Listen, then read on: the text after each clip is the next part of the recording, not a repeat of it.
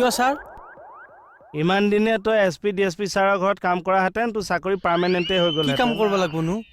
এই ধৰ তোৰ ছাৰক কাপোৰটোকে প্ৰেছ কৰাই দিলি, ভাতকেইটা বনাই দিলি, জোতাযোৰ পলিচ কৰি দিলি।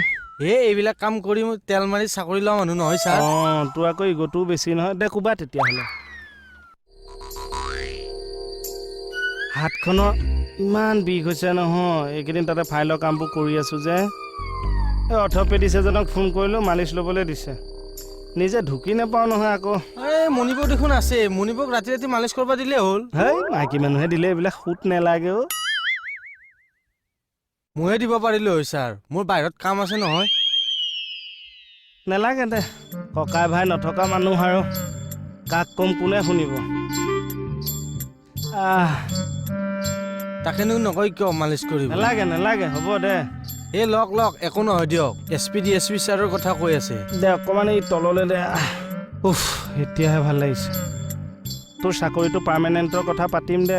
ছাৰ নালাগে অ', মালিচটোকে লওকচোন।